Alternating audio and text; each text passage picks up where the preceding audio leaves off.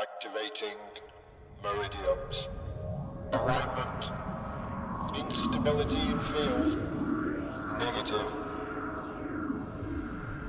Charge aligning matrix field. Positive. Coordinates reached, Commander. Activate the Sade field. Activations of multidimensional engines. Launch communications probe. Power levels to maximum. Activate all dimensional levels of communication. Communication established. The voice you hear. Hello, hello. Just hang on a minute, mate. As Bob. Yes, that's true. Bomb. Ladies and gentlemen, we have reached our destination. Hello, Bob. This is the last slave planet. Just mute your microphone until the intro's finished, please. Will do, bro. Under all agreements, under all rights, under galactic law, we now proclaim this planet free.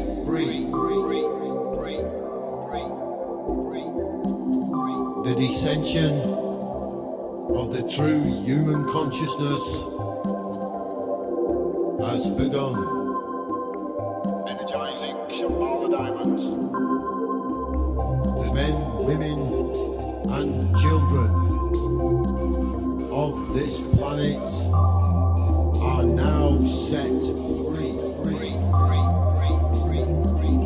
Grid fields activated. You have already reached Activate Shambhala diamond. critical mass. Integration onto microcosm. Expanding linear space. Prepare for landing.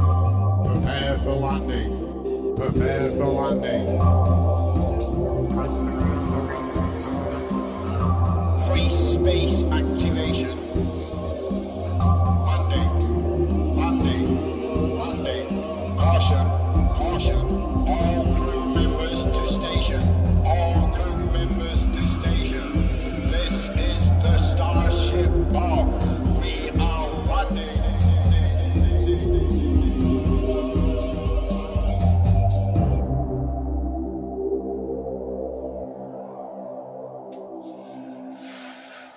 Well, that's... oh, stop that. Come on now. I just said I was going to do that. Stop. There we go. Right, I hope you can hear me out there. I hope we got good audio and it's all working. I've got my little mate Robo Hippie sat in the room nodding his head at me. That's good news. We managed to do a changeover without any glitches, I do believe. Right, just a minute. I've got another option here. To the conference call. Right, if you are there actually on the call with us live, just mute your microphone for me, and we'll get you in as soon as you can. I've got Dom with me in the room. Say a quick hello, Dom. Quick hello, Dom. There you go. So Dom's here with me, and Robo Hippie is also with me, but he's sat in the corner with pink headphones on and a rainbow jumper. I hope to get the girls in later, so if you are out there and you're one of the fairer sex, as they are known, I'm dubious to that matter, as my position as an honorary woman. If you are of the fairer sex, then we kind of turn over the last hour or so, if we can, to those issues that might be out there on that side of the field, because that's all it is, isn't it? We're all playing the same game when it all boils down to it. Right, Simon, who was absolutely brilliant. I was kind of a bit dubious about what I'd seen about the guy. I hope you're listening, Simon. I hope you can hear me now, because bang on, man. I could chat with you for days and days. Really could, man. Right into it. One thing I wanted to ask you, androgynous beings, twin souls, androgynous beings, and fear core matrices. Perhaps you people out there who have had a few of these experiences may look at a meditation by a good mate of mine, somebody I've known for years, also who had experiences at a very early age, a guy called John Armitage, on the City website. Okay, so you can go either way you want, through Bob's Backyard or through Dark City. But once you're on that website, just click on the stuff page, and then there's albums, and click on the albums, and you'll see in there's a meditation by John Armitage. Anyway, it's all free. It's free. All right, that's what it's all about, getting stuff out there. Now, to a lot of people, that will work. To some people, it'll be like, what's this? I've just fell asleep for 25 minutes. That is absolutely excellent. Just a minute, we've got somebody else joining us on the line. So, there we go. If you have just joined us, please mute your microphone. I'll tell you I've got with us, because we'll get into this. I think there's quite a few people out there want to ask a few questions, put your point of view across. It can be about what's come up in Dom's show, but it doesn't have to be. Okay? This is what this section of Dark City Radio is about, the Dark City Show. It's about bringing you up here, meeting other people like you, or not, as the case may be, and us working together on common ground. There you go. Free men and women of the world having their say. So, first person I brought in is one of the crew. In fact, I'll just go round them, right? I'll just go round y'all. I've got a real good mate of mine, goes under the name of the False Idol. I'm saying a good mate. We've never actually met, and we only live about 15 miles apart, but we've been bumping across one another for quite a while now. We've got commonly known as, can't see the rest of your name on my Skype at the moment, but welcome to you. We've got Joel down there, Blacker, and we've got Prajna, right. Did I get it right, Prajna? Did I get that right? Did I? Yeah, you did. And you not only got me, but you got Carl here as well, and Dale is hiding in the corner and threatening to run away. But, yeah. Right, that's cool. Right, well, we'll just spin it round and let's see who we've actually got there. Joel, are you there, Joel? Yeah, you're right. Yeah, all right, Joel. Right, brilliant. Your audio's nice and loud. That's all right. Commonly known as Craig. Is it Craig? Right. Commonly known as Craig. Are you there? You have to unmute your microphone to speak now. Right, okay, we haven't got anything. If you do get that sorted, just speak up whenever you're ready. Craig, I thought it might have been you coming in as somebody else. Did you come in and I think it's me? No, he just rang in. He's just rung in the show, so he might just want to listen. And the False Idol, are you there with us, the False Idol? Yeah, I'm here. Wherever here may be. Well, here is our little internet radio server. So yeah, wherever it may be. But for tonight, for a couple of hours, this is where we are. Well, who wants to kick it off? Have you got something you want to throw in? Have you got something you want to ask? Have you got something you want to say? Norman Scarf? No. Yeah, that is a good one, actually, because Bob mentioned Norman Scarf before. He said, do you know Norman Scarf is? And I said, I ain't got a clue because I can't remember names. And then Bob forgot who he was. So go on, Bob, give us a rundown. Oh, well, I've got to be honest, man. It was Dom who started talking to me about Norman Scarf, and I'm like, Norman Scarf? Who's Norman Scarf? Blah, blah, blah. And he speaks a little bit. Oh, right, well, he's down with the guy I went to his court hearing. Roger Ayers. Yeah, he was down with Roger Ayers and the Lawful Rebellion. Well, you know me, man. I'm like, hey, I know people who are involved with Lawful Rebellion. I'll go and ask them. So that's why I appear. That's why I appear going, right, what's the news on Norman Scarf? Yeah. We don't know. Does anybody know? So yeah, if there is anybody out there listening, and there is quite a lot, yeah, and I've looked, in excess of 60 people in the middle of Dom's show. Yeah. We got there 50 now. Norman Scarf was in the High Court. It's either today. Yeah, it was today, and I'm not too sure what exactly happened. So yeah, if anybody is out there and they have got information on Norman, or anybody's got Roger Ayers' mobile phone, will you tell him to pull his finger out of his backside over Aston Allotment Action and show us some respect. Show us some respect here in the north. So yeah, don't know a lot, man. Don't know a lot. But hey, we put the call out there, so maybe something will materialise in chat, perhaps, or on one of the Facebooks. Ooh, have we just lost Prajna? No worry, he'll reconnect and sort it out. So, Joel, you're new, mate. Are you new, mate? You're new. Well, not new, but you're new to us, Joel. Sure am. Hey, have you got something you want to throw in here, man, onto the Dark City chat line? That's what it is, really. Well, I just checked out, Bradford City football. Like that football team that's doing better than they should. You know what I mean? They've just done something incredible, and they're all really happy about it. Right, well, I don't really follow football. I can't really say that I do. But, hey, you do. Well, tell us, man. Tell us. Do you know Dynamo, the magician?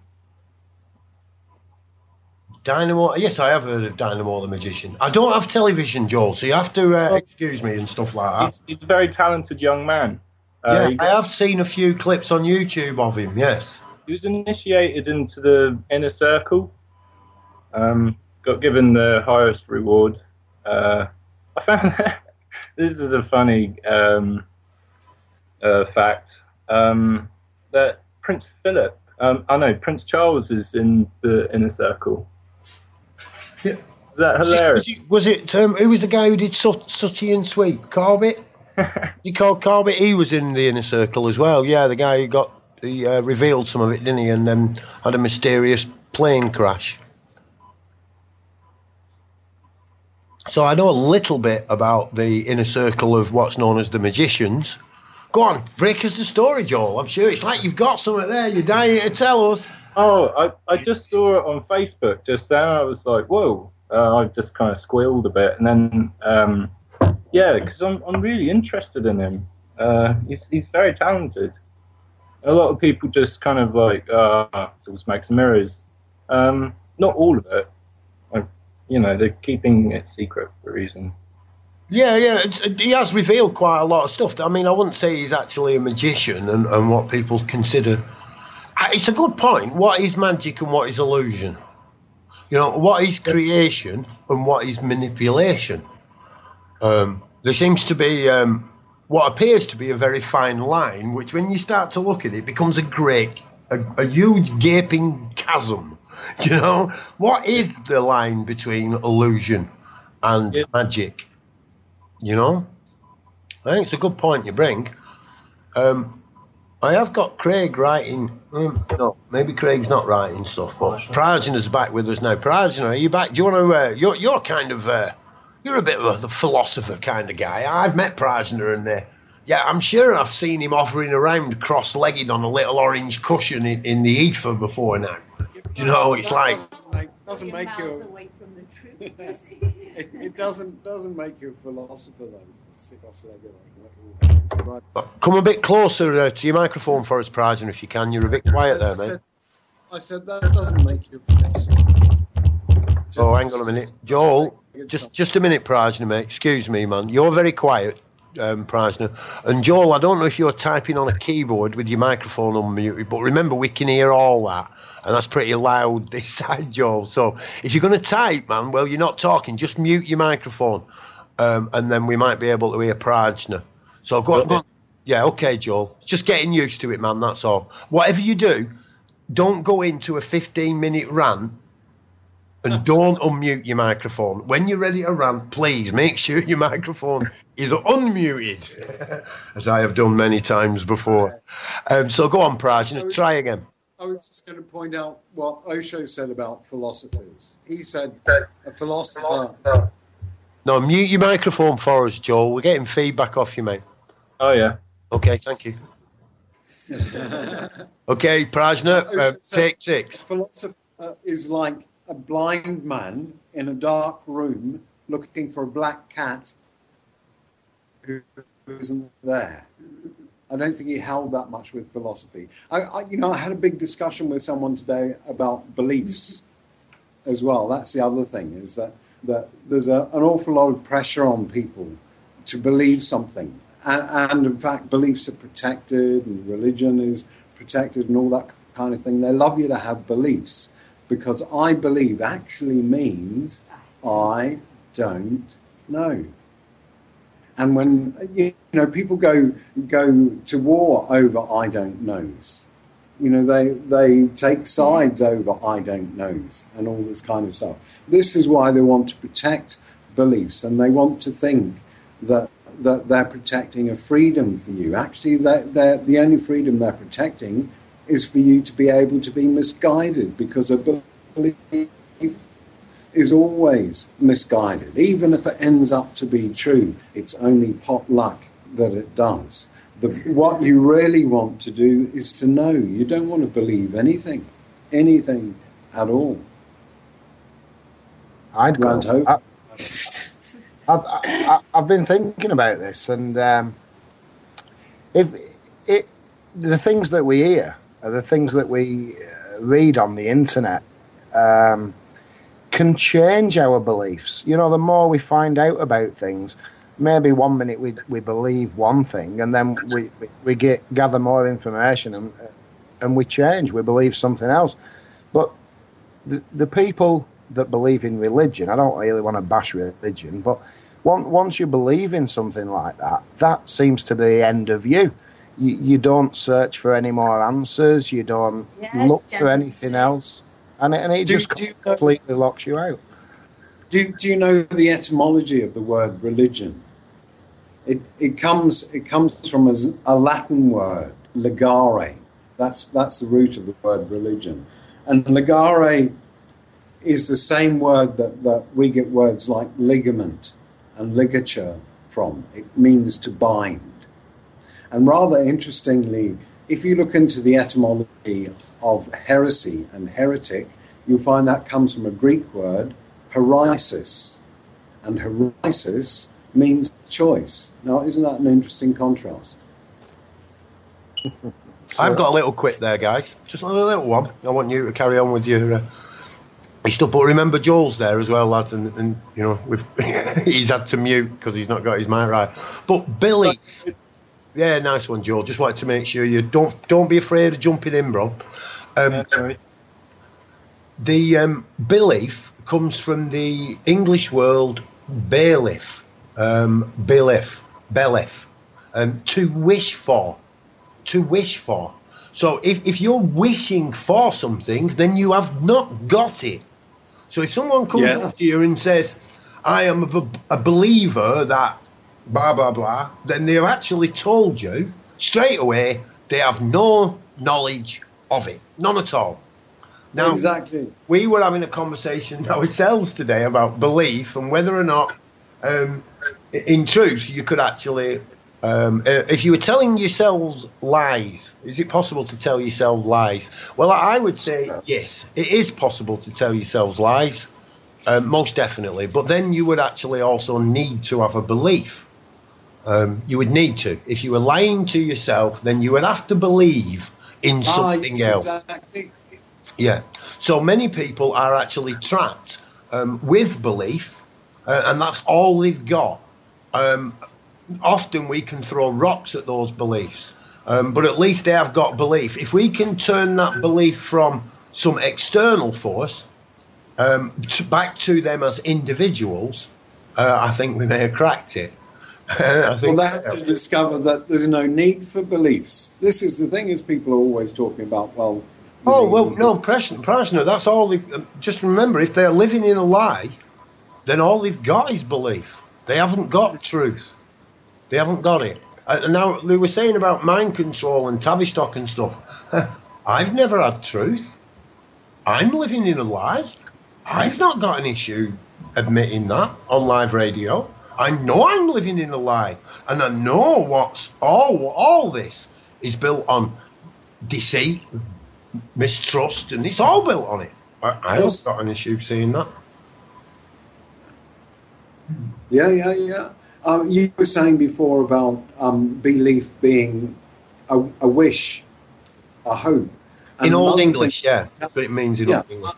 Another thing to point out, what is a hope after all? A hope is just a fear in disguise, isn't it? You turn it around back to front so that you don't see that it's actually a fear, and you say, oh, well, I hope I'll be on your radio next week then, Bob, But actually, there's no need for that hope unless you have a fear that it may not happen. Then you need a hope. Can you see the way we disguise a fear as a hope, and then we don't think we've got any fear, we think we just have a hope, and it's the same with this belief thing. And yeah, and I get that, man. I can follow you then. Right after hope, you've got your belief, then you've got your hope, then you're on your hands and knees praying, or you're on your knees begging. One of the two. Sure. You seem to end up on your knees, don't you, one way or another? Well, this is the thing, you know, most prayer is about begging, isn't it? Look at most prayers that people have. Prayer surely should be about gratitude. Well, and the magician, the master magician will tell you, for them, at the point of casting energy, it's not, they don't beg for it, they don't ask for it, they demand it. They demand it. Bang! So, yeah, it's a good one. It's a good one. We did get joined by Dom there. Go on, Praja.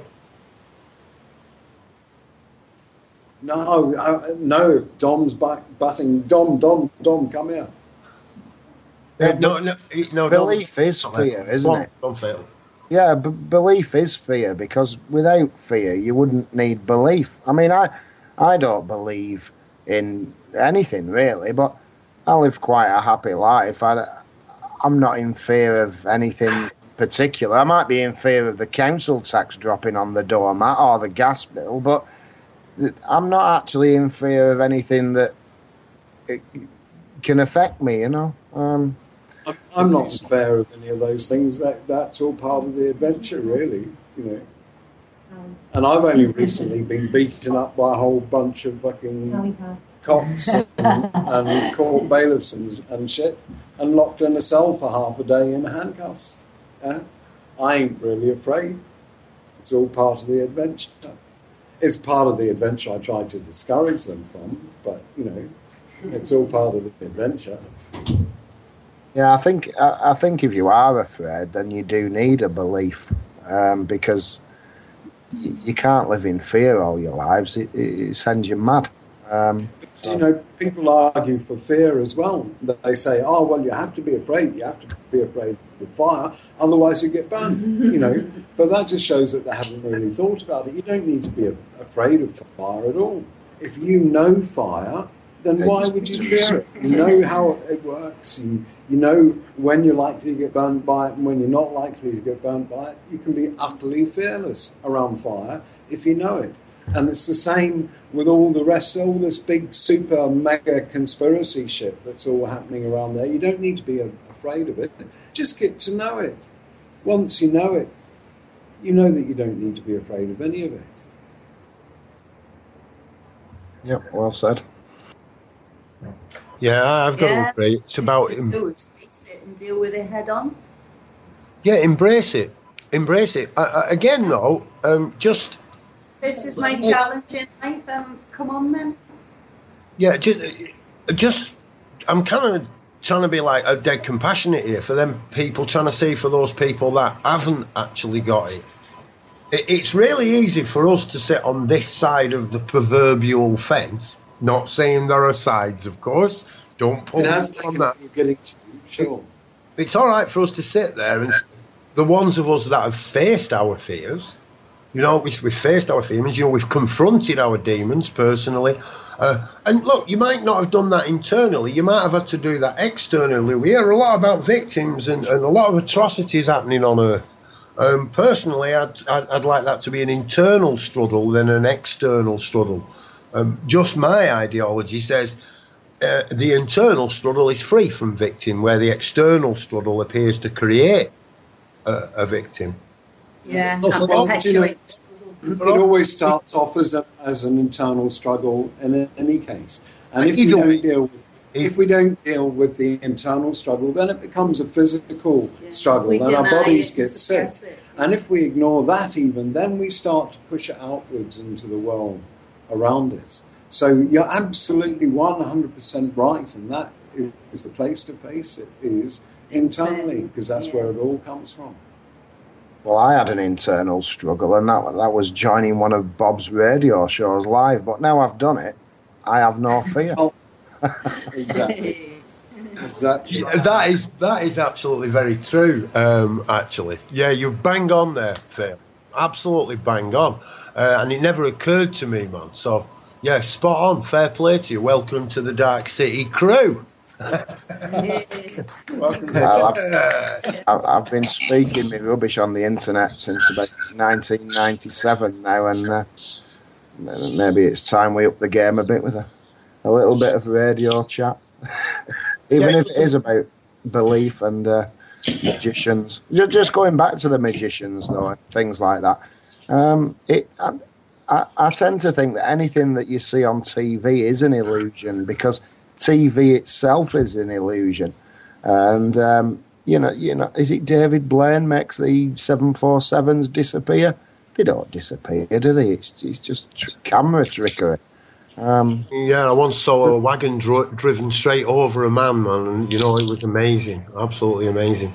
That was Penn Teller. They did a show that showed exactly how they did that with all the. Yeah, I've done a few of their tricks, Prajna, the Panatella. The one in the service station with the fork in the cream carton. It looks like yes. poking yourself in the eye, and it does work. It terrifies people. I don't suggest it. And we have been joined by Scott. Because I never used to get seasick. So what I used to do is walk around with a sick bag with some fruit salad in it, just picking bits out of it and eating. Yeah, the rugby club vegetable soup. Yeah, it was the vegetable soup trick. You could always get a table when everybody started eating your sick, which was, of course, vegetable soup. Just an illusion, of course, but very effective, very effective. Scott's just joined us. Scott was on at the end of Don's show before. Good stuff for Scott. Who are you there? I did actually mention for people like yourself, I hope Simon and yourself were listening. I don't know if you caught it.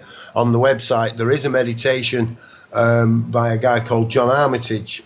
Meditations work for some people. Other people, has to be a life experience. Other people do it through psychotropic agents. I mean, whatever works for you. I've found in my life that I ended up having to do it without the psychotropic agents to believe I could actually do it without the psychotropic agents, if you see what I mean. I convinced myself it was the drugs that was doing it, and it wasn't as real as what I thought. So, good stuff there, Scott. It's on the website. I suggest that anyone that has had experiences, let's call them, which the comprehension can't grasp hold of, especially what Simon was saying about contracts that he'd made as a child, well, in a state of fear. That alarmed me greatly, I must admit. A contract made in fear is not a contract at all.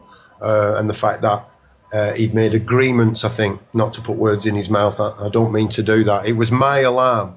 Obviously, Simon has not got an issue with that, and I don't want to project that anywhere. But it did alarm me. We can make agreements mentally, physically, emotionally, psychologically. We do make these agreements. We make vows. We say we're never going to do things again, and I swear I will blah, blah, blah, whatever it may be.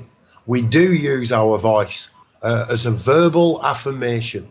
If there is such thing as energy, of course, and there is such thing as projection, and there is such things as these, you know, things beyond our visible light field, we will call it, because there is things, it's beyond our physical light field, and all this is kind of real, then we have to start to view everything completely differently. We can't use our preconceived ideas of the past to then try and navigate this so-called future. In my mind, it would be preposterous. I've been asked on a number of occasions, you know, what do I think is going to happen? You know, can we do this? And will that be possible? But I don't know. I really don't know. Like I say, I can accept that fully. We can't start to build this so-called brave new future and change the system that many of us can see in the so-called truth movement, and I emphasise the so-called truth movement, we may be able to see it. Yeah, but can they?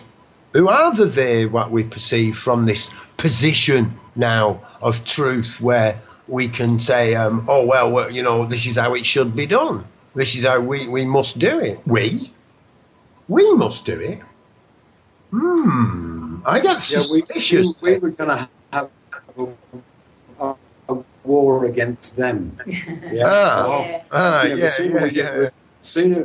The sooner we get rid of them, the better. That's the whole point, you see. But the problem is that the only way to get rid of them is to realise that them are actually us. When they're us, it's not a problem. Then they can't be our problem. Then it's our problem. And we always fix our problems, do we not? Not necessarily, no. I think you'll find, again, playing a little bit of devil's advocate, like I say, I don't think there are sides. I can see myself, who I once was, in many things that you say. It's almost like I'm looking back from where I am sat here now with my buddies of the Dark City crew on Dark City Radio at www. No, so I won't do that. But, you know, sat here right now, looking back through the passage of time, and many of these people you speak of is me. That's me. You were once then, is this what you're saying? Yes, I was once the people you speak of. And maybe aspects of me still may be. I mean, you know, if we are all one. Like I say, I'm not sitting on any fence here, me. I said earlier, you know, it's all right sitting on this side of the fence. But I'm not creating a polarity. For me, there is no sides. There is no sides to take. To me, that's a ludicrous perception. You see, I don't go with a lot of these things that are talked about, although I don't believe in life after death as such. I know some people believe that, you know, we're an energy force and we never die. But I had a strange thing happen to me. When I was 17, I crashed a motorbike, and it was a pretty bad accident. And I ended up hitting a car and a house and a wall and God knows what. And I can remember it all so clearly. And at one point, I was lie on the ground, and it wasn't real. It was real, but it wasn't. And I think I was dead, to be honest. And the only reason I think I was dead is because what seemed like hours later, some people took my helmet off and said, he's dead. And I heard him say he's dead. And at that point, I wasn't anymore, if you like. But while I was dead, if that's what you want to call it, I could see everything that was happening. And it just couldn't be possible, you know. I mean, I was either unconscious or dead, and how would I be able to see everything that was happening? And I actually believe I saw myself while I was there, which this totally goes against everything I believe. I don't believe in life after death, not at all. Even though I've experienced something that I can't explain as anything other than life after death.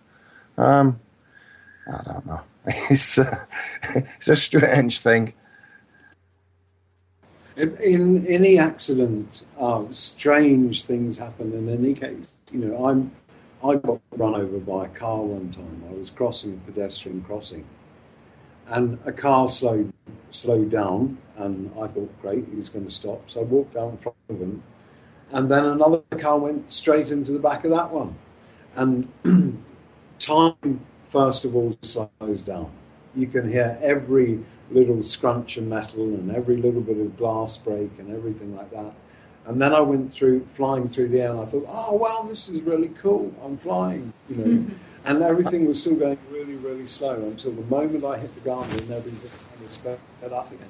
So very strange things happen. Well, that's exactly how I'd explain it, really. When from hitting the car, I remember it is like time slowed down. I remember flying over the handlebars. Well, it didn't seem like flying at the time. It seemed like levitating because I was moving that slowly. I remember looking at the speedo for some reason.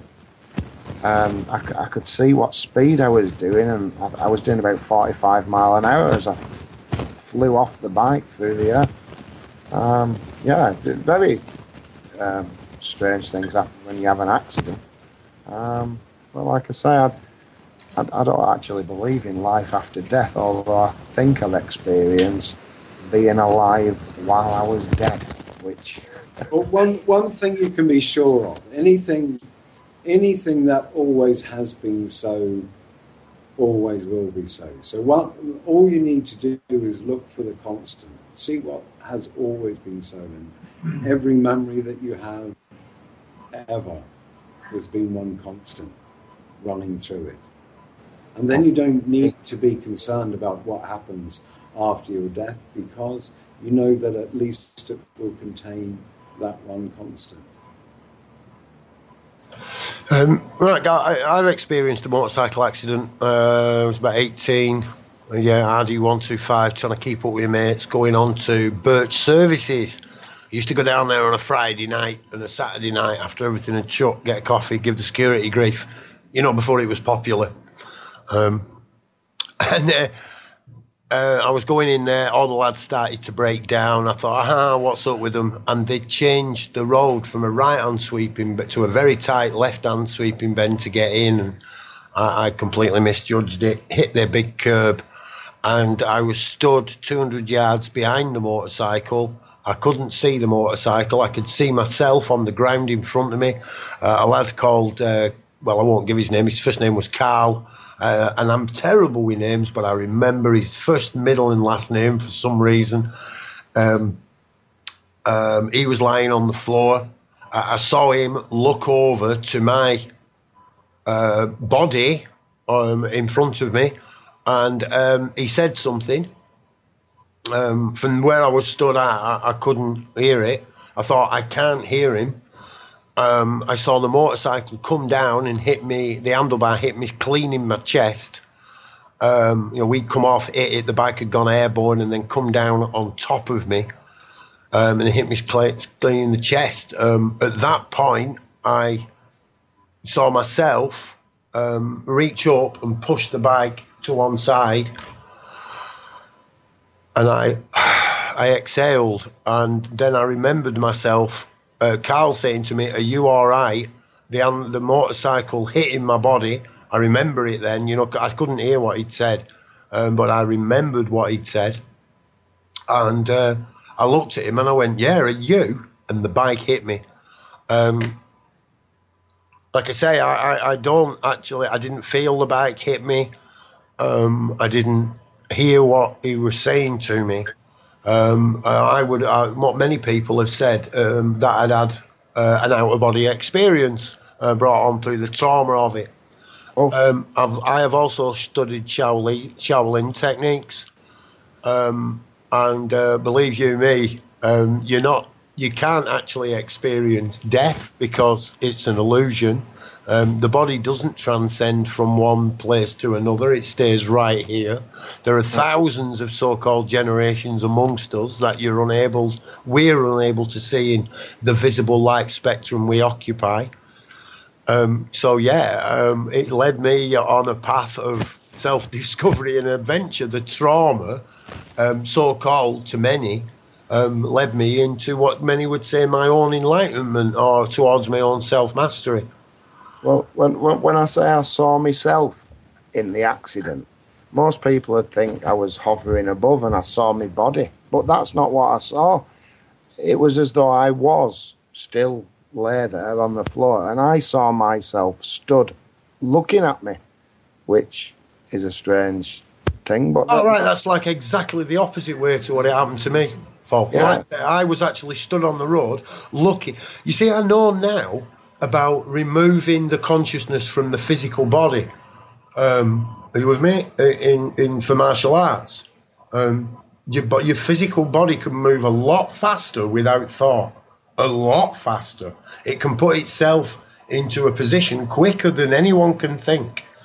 far quicker. So to remove the Shaolin masters, and not just Shaolin, many of them, it's just the technique I used was based in the original Shaolin, which some argue that goes back further. I don't want to get into that argument. But they removed that. They use a vessel. They actually have a vessel. In the cases that we're, I think, speaking of, we became the vessel. There was no other vessel. We are the vessel, you see. That's why you return back to your vessel, which all the Shaolin masters do as well. It's exactly the same. They move the consciousness from the physical, many of them into water, and you'll see when they're doing this stuff with guys breaking bars over their head and this superhuman feats.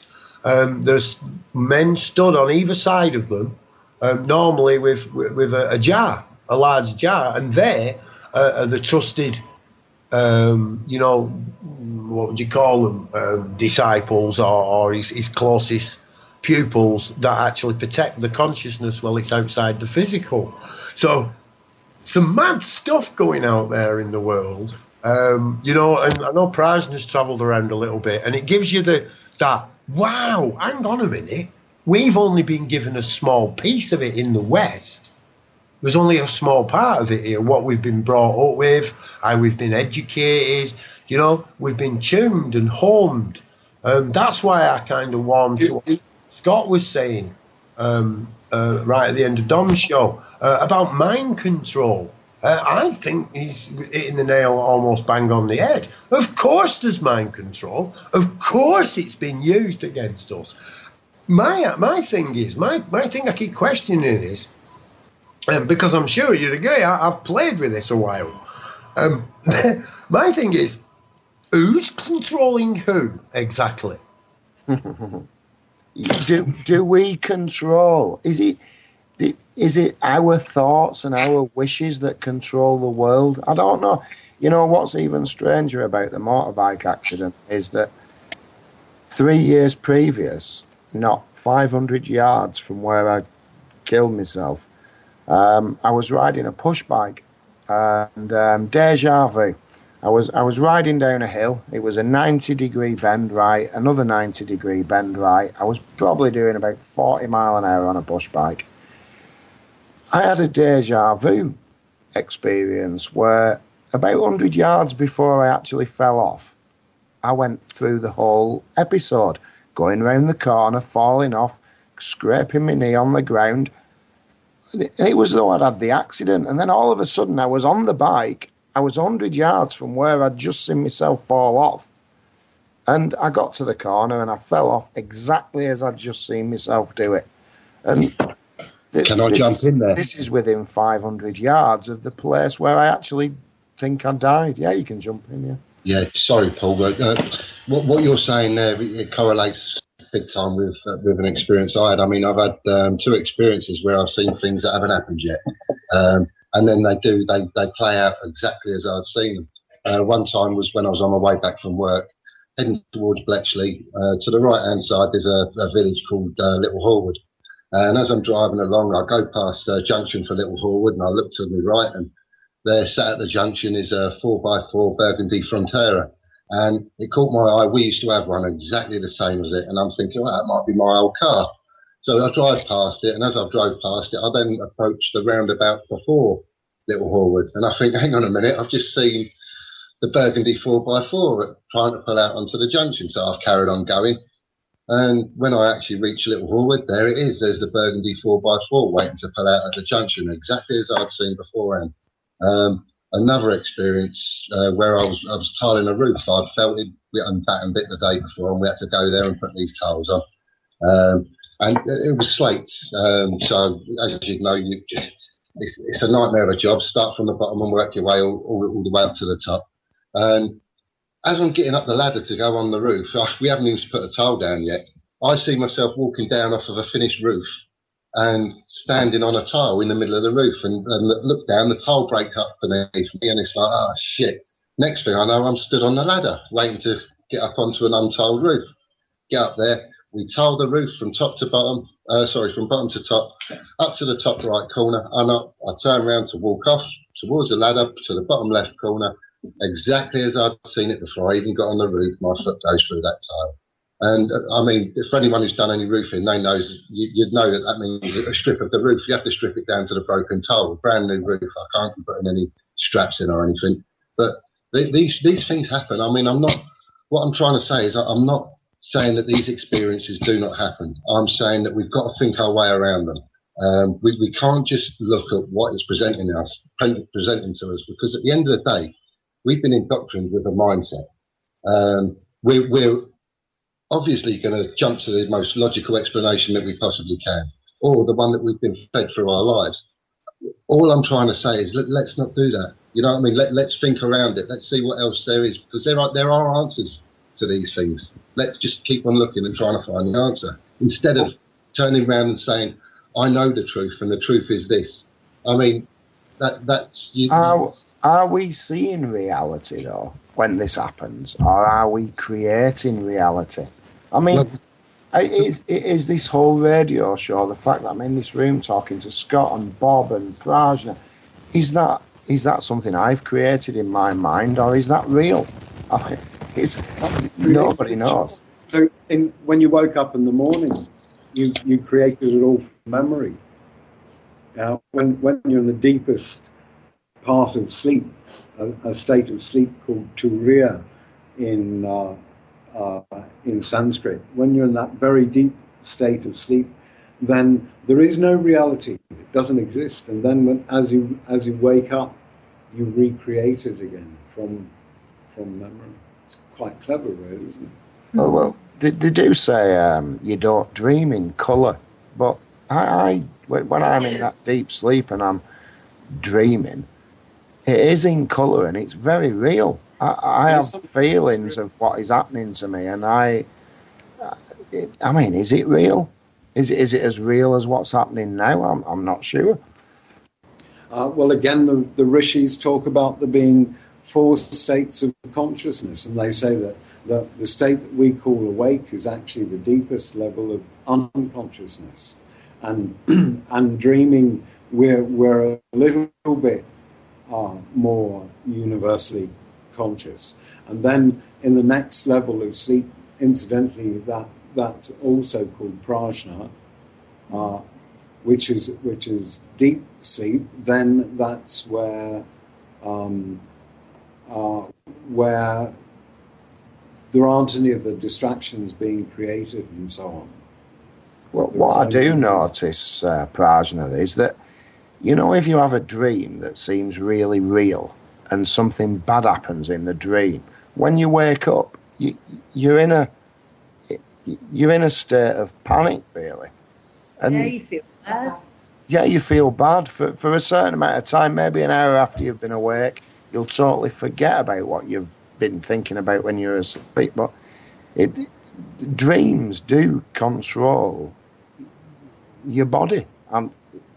It's a strange thing. I mean, yeah, I'm just going to come at this from a slightly different angle in this exploration of realities and this, what we experience here and now, being just one possible reality. That's what psychonautism is all about, isn't it? Exploring other possible realities.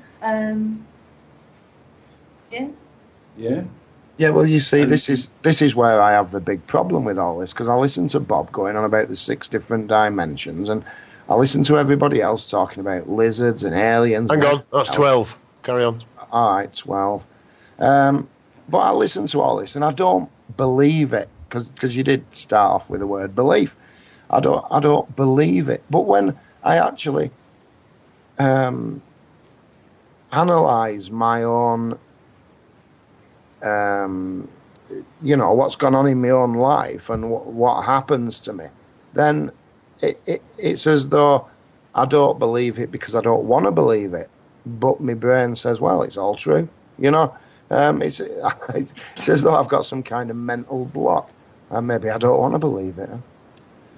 No, I don't think you can believe it, Theo. I don't think you can. You still live to wish for. You can't wish for an out-of-body experience, for example, because you've already that's had true. one. It just happened. Yeah, you've had one. You see, you've had one, so you can wish for belief before, often the verbal affirmation we're making is the illusion we create. Now, whether that is a co-created illusion, like you say, like do our collective minds create the reality where we live in? I think, yeah, that's a real possibility. Have you ever thought? Oh, sorry. Have you ever one guy who thought spent a dreams? great deal of time studying all this is a guy called Amit Just Goswami. start again, Prajna, because you and Fatal spoke at the same time. Oh, right. That's good. That's good.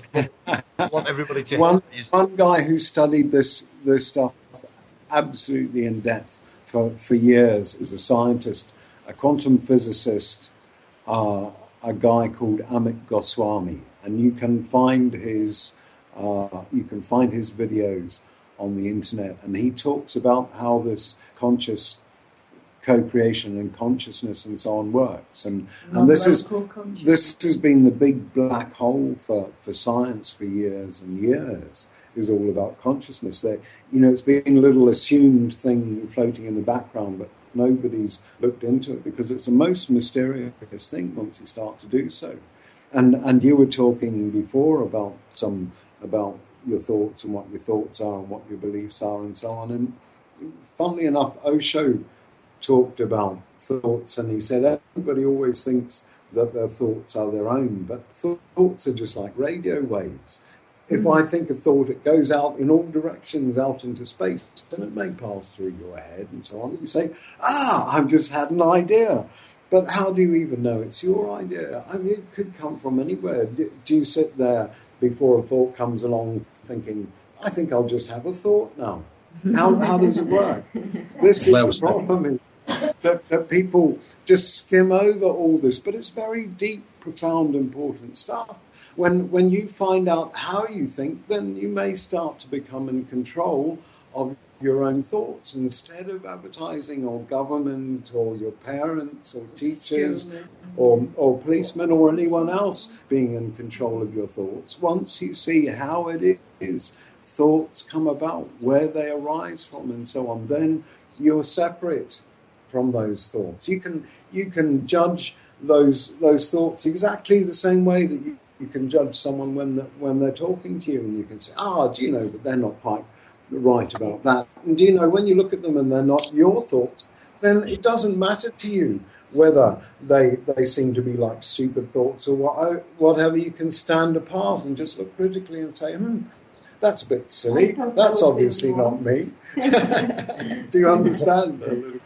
What you're saying there, to me, it resonates big time, Raj. I mean, what I do, I ask my children to do it as well, is just sit there, just pick a quiet moment. If you've got an ego at all, don't even attempt to do this around anyone else. Go and sit in a room, be nice and quiet, nice and dark, let nothing else interfere. Then just try and literally switch your mind off. Try to think of nothing. And while you're thinking of nothing, there will be that voice there in the background, chattering away. And you think to yourself, well, hang on a minute now. If I'm trying to clear my mind, who's this? Who is this chatting in my head? Who's this chatting in my head? Now, when you can realise you have that voice in your head, when you can literally see or hear the voice, and you're able to just look at it, you're able to sort of then there's a distance, isn't there? There's a distance between that voice that chatters away and the thing that's observing and saying, look, there's a voice chattering away in my head. Whose voice is that? That's very strange. Just a quick one, lads. Just a quick one. I love this your chat. It's brilliant stuff I'd like to add, but just a quick one. If it's not about possession, whose brain? Well, yeah, just so. But there is this sense of I-ness, is there not? You can deny everything else, but there is this sense of beingness, of presence. Do you mind? When you're not off thinking about stuff, and particularly when you sit there being absolutely still, which means whenever you find yourself trying anything, you just drop it until you're not doing anything at all except paying attention. I don't know about the rest of you, but I've been talking to myself for as long as I can remember. I iron out some of the biggest problems by talking to myself. People say you're mad, but no, I actually talk to myself. I have a voice in my head that contradicts what I say, and I have to reason with it and come with the most logical solution. But that's all very good. That's brilliant. I mean, the fact that you can have a conversation with yourself and smash out a problem is absolutely brilliant. What I'm trying to say is when you shut your mind off and there's that chatter there, even though that you're trying to sort of like concentrate on no fault, the fact that you've got that chatter there suggests that there's something that you are not in charge of. It's something that's chattering away that hasn't got a Scooby-Doo what it's going on about. So what our job is to identify that voice, not the one that helps us, not the one that says, here, mind out for him, you know, the little one that tips us off here and there, is identify the voice that muddies the water. And then you can, I used to see it as walking Some around. people have many voices. Many voices. We call them schizophrenics generally. Yeah, but lots of people have lots of different voices, and some are their mum's voice, and some are their teacher's voices. Yeah. Kinds of voices. Prajna, just one moment. I'd just like you to know all my voices are on the outside, and the only voice that's on the inside is the one I can hear speaking right now. Sitting on. Yeah, just so, hang on. I'm going to give Gail because she's sneaking off to catch a bus. I'm actually dead serious about that. I once had many voices, as Prajna is saying. Fatal, yes, I am quite with you on that. No worries at all. Much better to have a conversation than a conflict. Totally agree with you, but they are divided aspects of ourselves. Twin souls. You know, there's a hell of a lot we don't know about. I was going to say that we've actually brought up in the topic many of the things which are actually on the list of the, like, we broke into tracks of those 7 meditations, or the 7 tracks of the meditation I mentioned earlier. So, yeah, I don't really do coincidences anymore. Well, going back to the deep dream state that you're on about, and I was going to ask you, Bob, have you ever actually experienced flying in a dream? And the reason I ask you is because I used to have a recurring dream that I don't have anymore. And in the dream, I would have been about 12, 13-year-old. And I used to run down a hill that I used to live on in the dream. And I used to take off about halfway down the hill. Now, I'm not joking, you know. I'd run down the hill, and halfway down the hill, my feet wouldn't be touching the floor anymore. I'd get a feeling in my stomach as though I'd just took off, and I'd be flying. It'd only last for maybe 5 seconds, 10 seconds till I got to the bottom of the hill, and then I don't remember anymore. I don't remember any more of that. But this deep dream state, is this a place that we can experience anything? Or I've never really grasped dreams.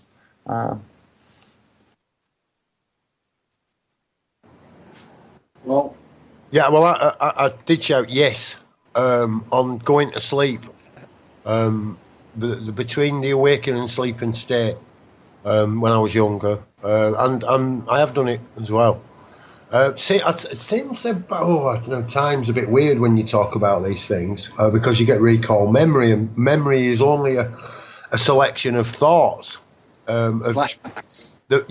Basically, that's what they are, flashbacks of the past, and they can elude you in time. So it's difficult to say how long ago, but for quite some considerable time, I've been realising how incredibly easy it is to get out of the body, and how difficult it is to get in the body. Getting out's dead easy. Anybody can get out. Everyone can project externally. They can, and you hear it. I love you. It's an impossibility to love somebody else. It's completely impossible. Without projecting externally. Of course, then they say, I don't project. Well, hang on a minute. Have you got loved ones? Tell me about your loved ones. And then straight away, they're on about their house, their home, their children, their wife, their car, their job, their My No, well, look, no, in all fairness, without them and there, we wouldn't be have the so-called us and them that was mentioned earlier. We are the reflections of them, or at least they are our creators in that sense. They have created the situation which has allowed us, if you like. I don't like the us and them. I'm using it as an analogy, of course, but it allows this kind of thought pattern. There you go. There's a nice way of saying it. To actually come forth and begin to manifest a brand new ideology of thinking, a completely changing our social structure, going on around us all the time. I think the interactions we can have need to be one that is at least funny, do you know, one of ridicule. it wasn't all that long ago, and actually the world was full of quite a lot of kindness. I know there's been a whole lot of shit and so on, but actually I remember a great many things as a kid, random acts of kindness from strangers. And that's an art that people have been persuaded out of. One thing Gail was telling us about earlier was that she was on a bus and there was a drunken guy on there, and she dealt with these drunken guys, but that involved the bus stopping and them getting thrown off the bus and all that kind of thing. And everybody else who should be witnessing this at the very least, if not, being involved in helping out, they all have their heads turned to the windows. Even as she's looking being away. threatened. Yeah.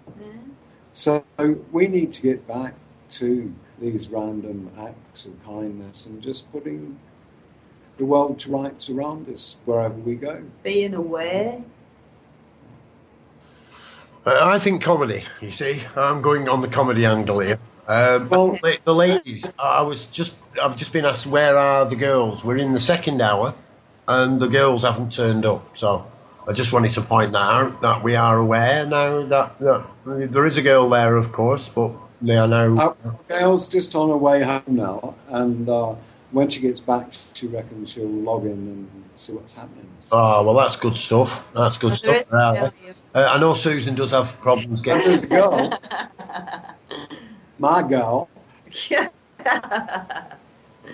Not that we claim our ownership of each other at all. Much.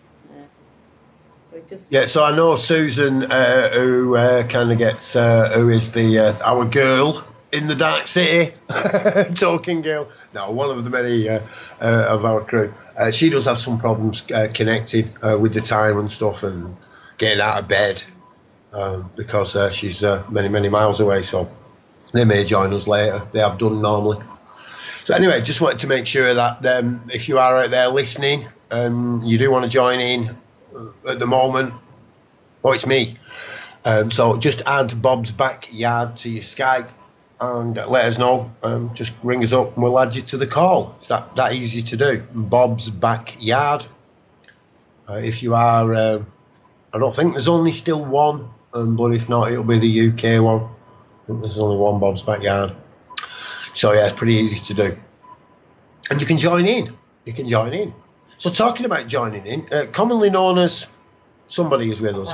Craig, are you there, Craig? Because we've not heard anything from you so far. Yeah.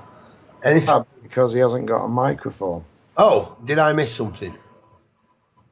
Right, that's a bit weird. But never mind. He's quite happy to sit there and listen.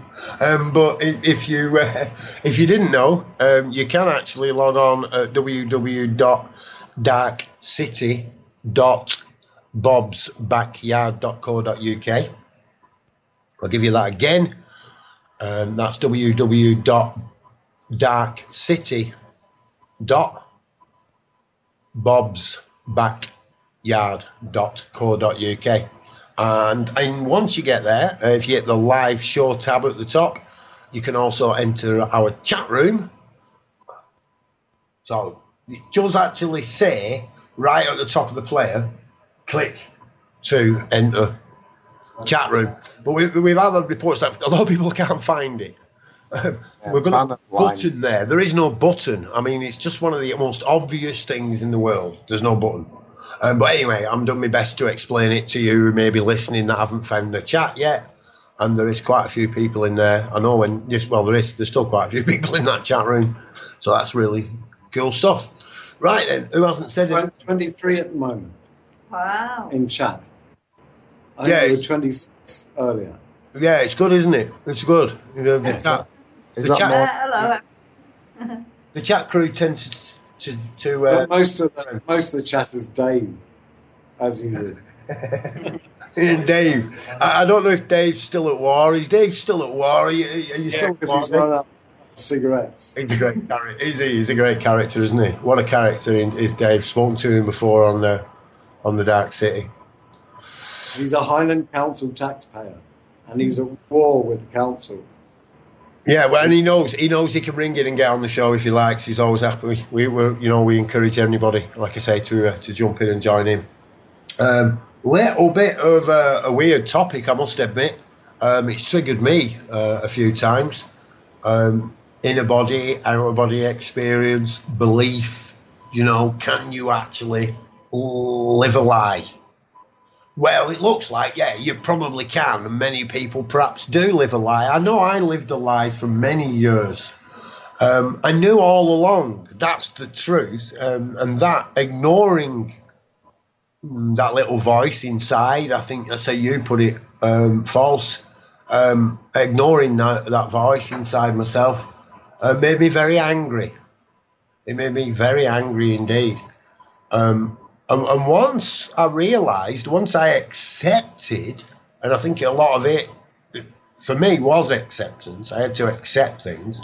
To know that, and I think it was Simon who said before, it was as if something put its hands on me and just said, you're all right. You're all right. And immediately, I thought of other people. Immediately. And that voice went, don't know about them. Didn't really say anything, actually. He didn't say anything. He just told me I was all right. And when I asked of others. And at first I thought, wow, what about them? I was it made me heavy in my heart. Until then I realised what a gift. What a gift. Took me a while to see it. But what a beautiful gift. It's up to me. It's up to me. Just the same as it is for everyone else. It's up to them. Each and every one of us. All right, I know for a lot of people, they've got, I feel like I can hear Bill Hicks in my head now. A lot of people have got a lot invested in it. A hell of a lot invested in this ride. That's how Bill explained it. They used to kill people like us. That's what they used to do. And we come along and we talk, different ideologies, different backgrounds, different social upbringings, different creeds, colours, religions. We can come together and talk in something as simple as internet radio chat. We don't need a war. We don't need wars. We don't need all that stuff they've been feeding us for so long. Yeah. It's up to us. So to me, the thing I dreaded most in my life, to wake up and find out that I was being deceived by myself for the majority of my life. It was a biggie. And then to come out of the other side of that, like I say, there are no real sides, but to come out of the other side of that and see that the thing I least wanted, the thing that I feared the most, my greatest pitfall, my greatest triumph. The only thing I could have ever asked for, really.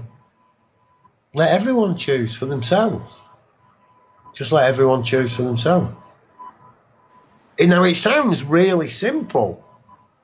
To me, in my little world, in my little reality, I've cracked it.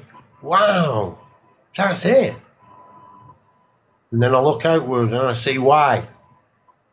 I see why that voice went quiet in my head. I know why my heart fell. I know why I felt sad.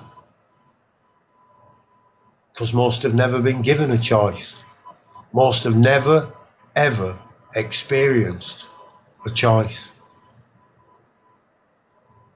And that's the only thing, really, through everything, all the bumps and knocks and the crashes, that's what's kept me going. You know, that's like my power, that's like my energy, that's my strength. Or weakness. You know? So yeah, it's not an hard thing. It's not an hard thing. It really isn't. Well, you've got to get there. You've got to get there. We live in a world which is just, I mean, it's jammed packed from the moment you're forced into demand. You know, even by the ones who do care about you, the ones who are the closest to you, you know, they clothe you and they feed you and they look after you, and even they've done it. I mean, I don't judge them, of course. They didn't know any better. We do. Has it made any difference?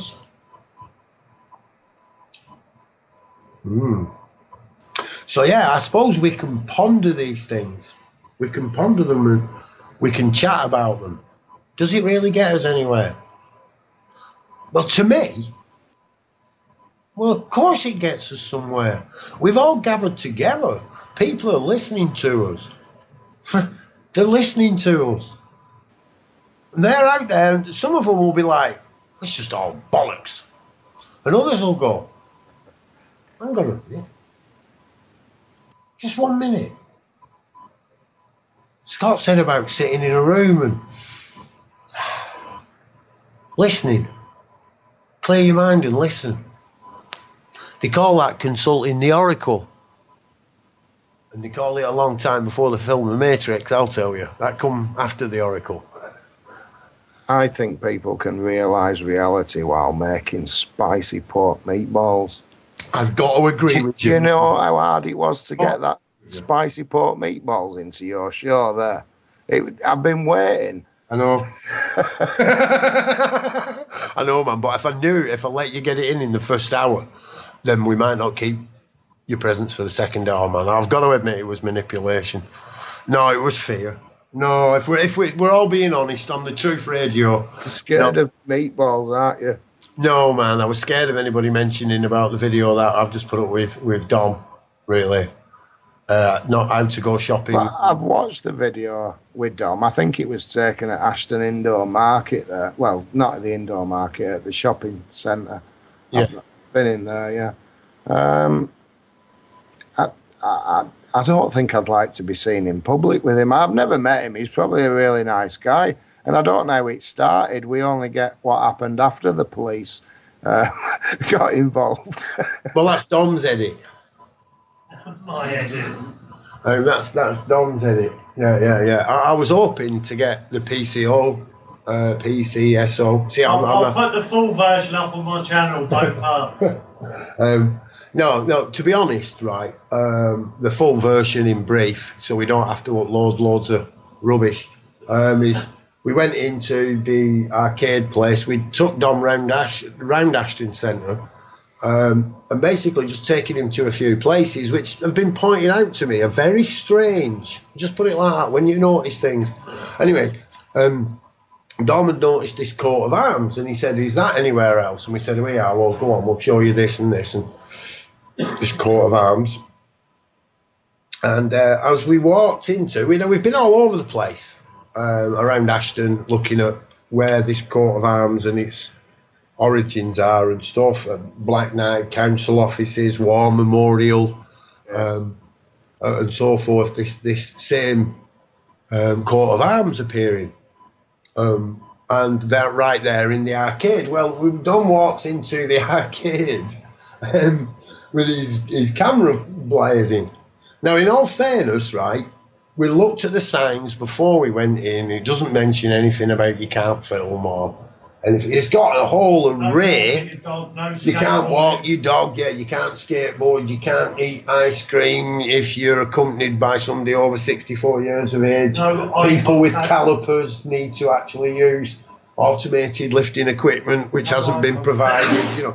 You wouldn't believe it. There's a list of everything. They've covered pretty much everything, but no mention of cameras. So yeah, I'm getting set up as well here. You see, I didn't really get it.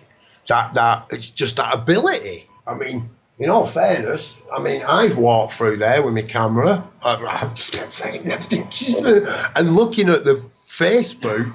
Facebook and what's the other thing? YouTube comments. Other people have been through there as well, and it's never really been such an issue. But on this particular day,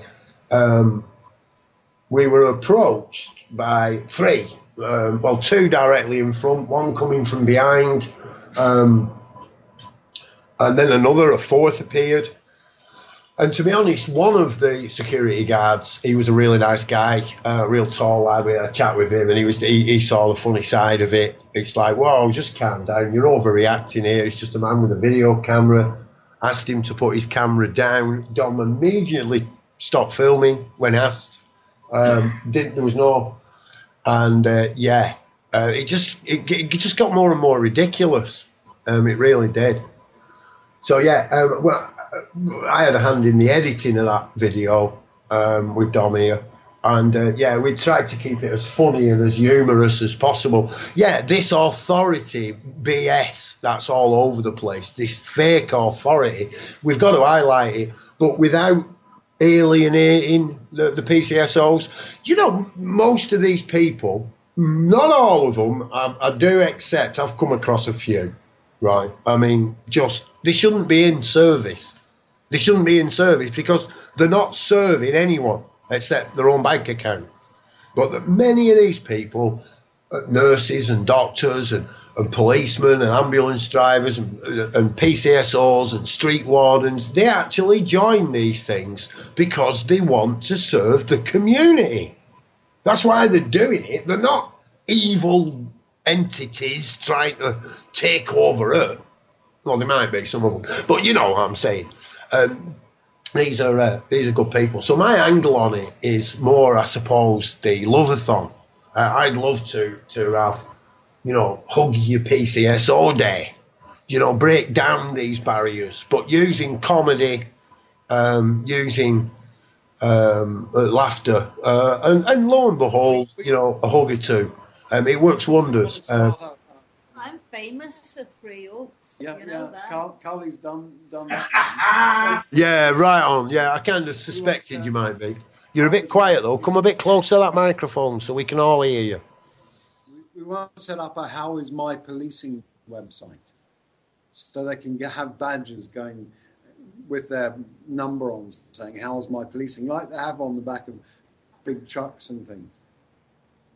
I know it has been done, but the lines were shut down within the first 24 hours because they were crammed solid with people ringing up and saying what a wonderful place to...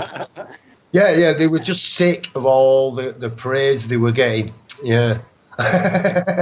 You say you took Dom round Ashton. I hope you took him to that stall on the indoor market that sells them oven bottom muffins with all in the middle.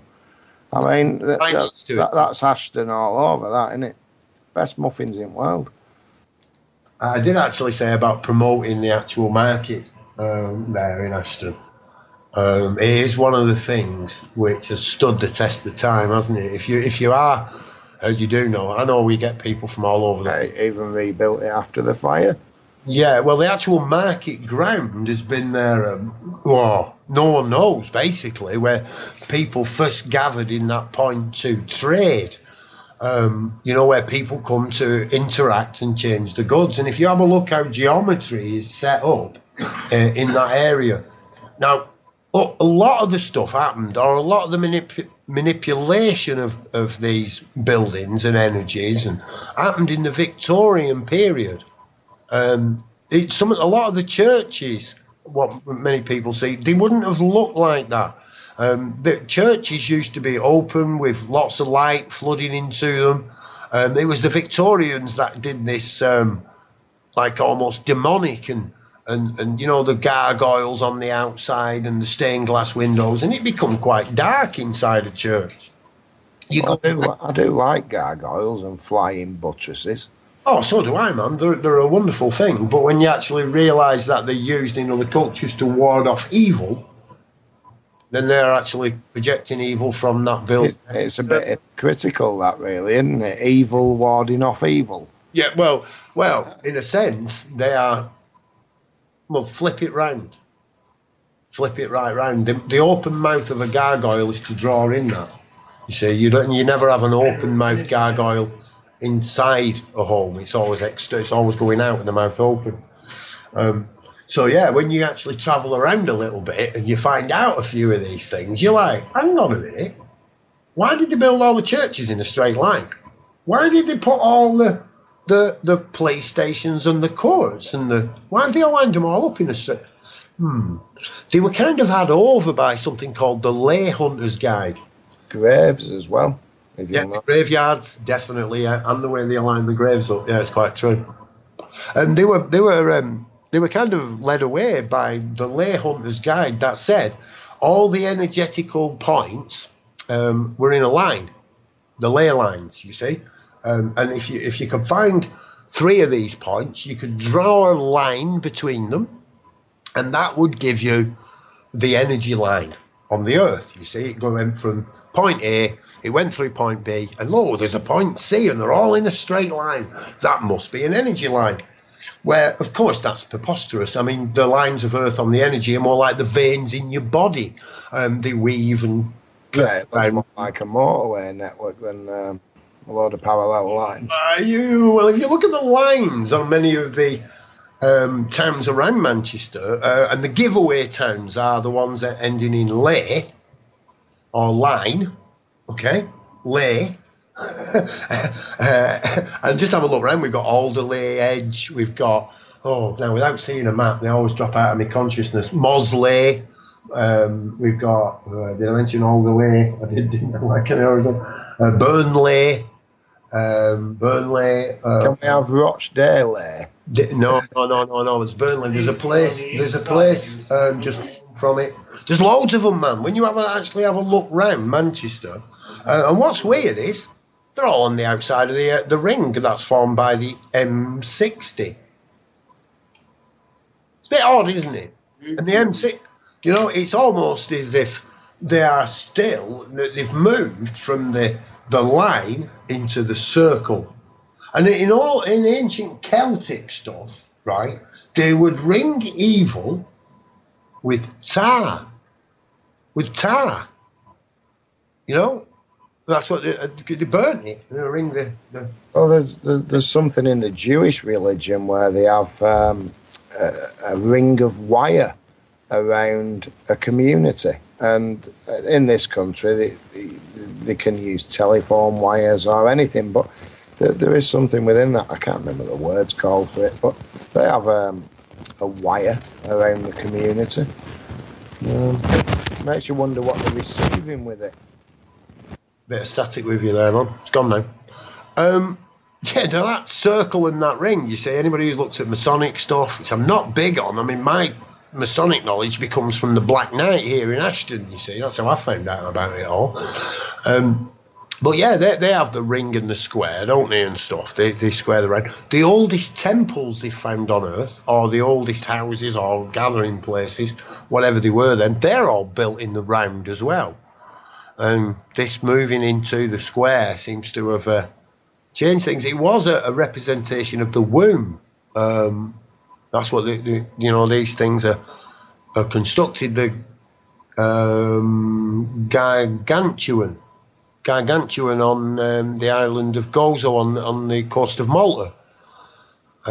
This is it's a womb. It really is. It's built in that shape.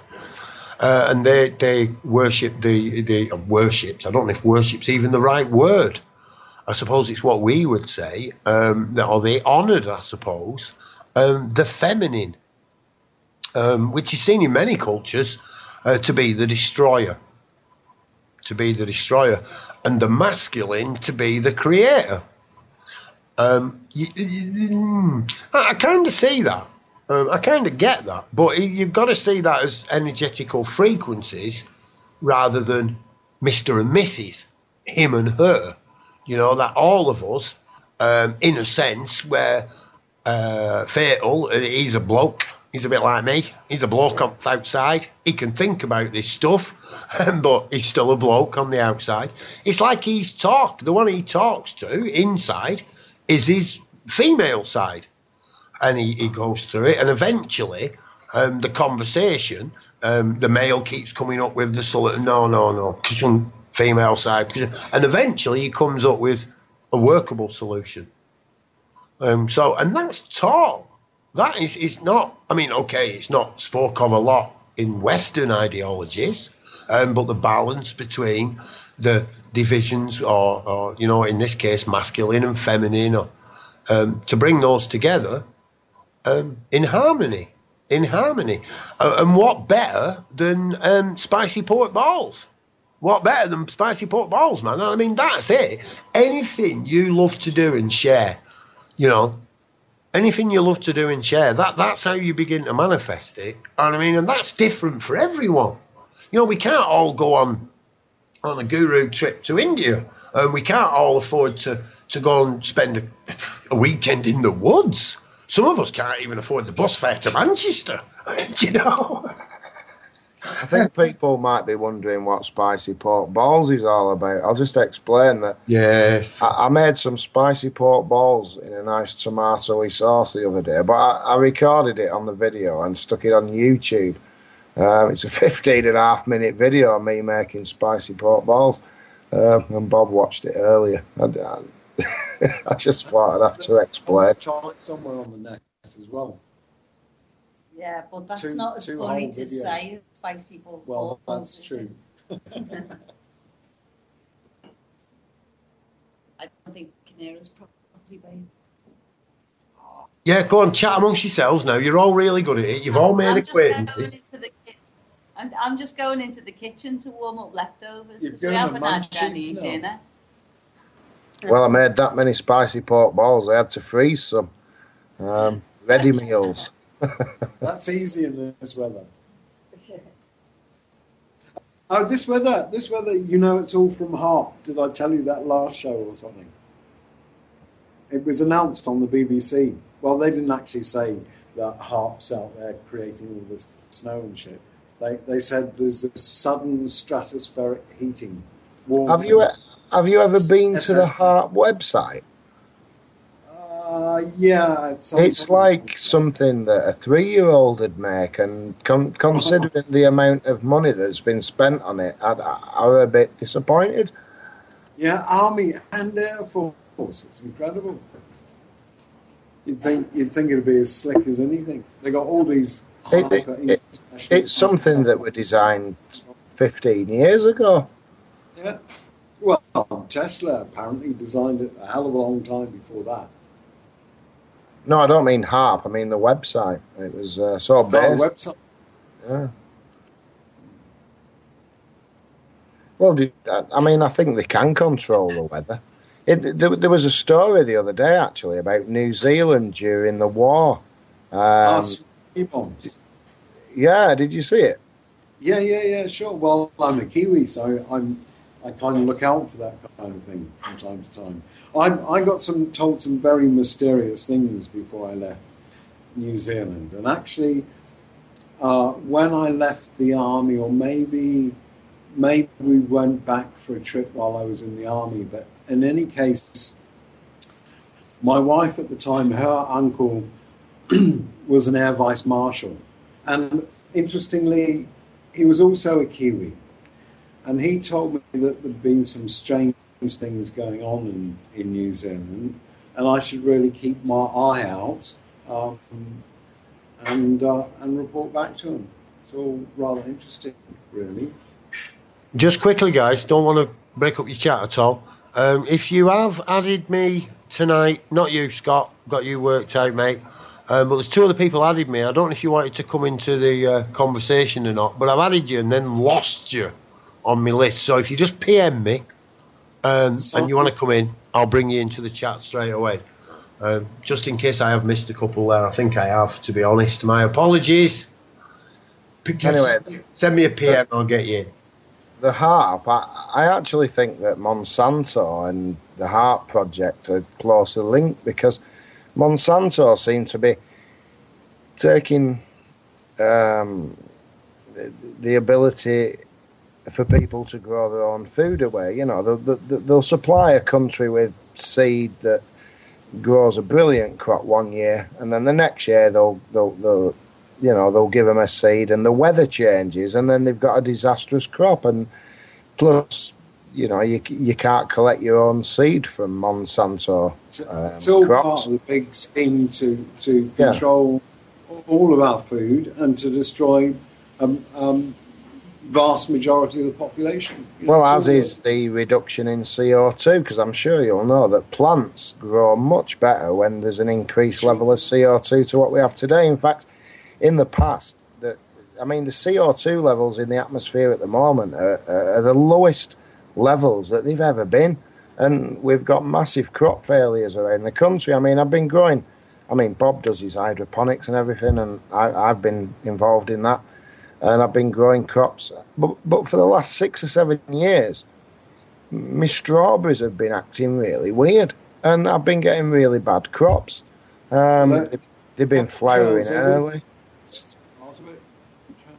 Yeah, go on. Poisoning these things. Yeah, I think the water's poison, to be honest. I think the water that you get out the tap is full of fluoride, and from what I can gather, fluoride locks up the ability to get rid of calcium, which basically in a plant, it stops it from growing. And in a human being, I presume it gives you things like gallstones and other... Gives you osteoporosis. The problem is that it attracts the calcium out, because calcium is needed to deal with it. It's very acidic. In fact, an awful lot of stuff that people eat is very acidic, and so it tends to suck calcium out of their bones, because that's the handiest source of calcium. So then they get brittle bones and so on.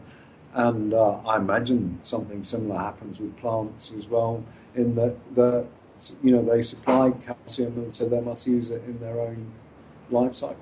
Well, they do use it, but what happens if there's fluoride in the water supply? The plant's receptors that take in NP and K stop working, and the plant basically goes into like a dormant state where it's alive, but it's not growing and it's not dying. It just locks up its receptors for taking in food, and it's not good, to say the least.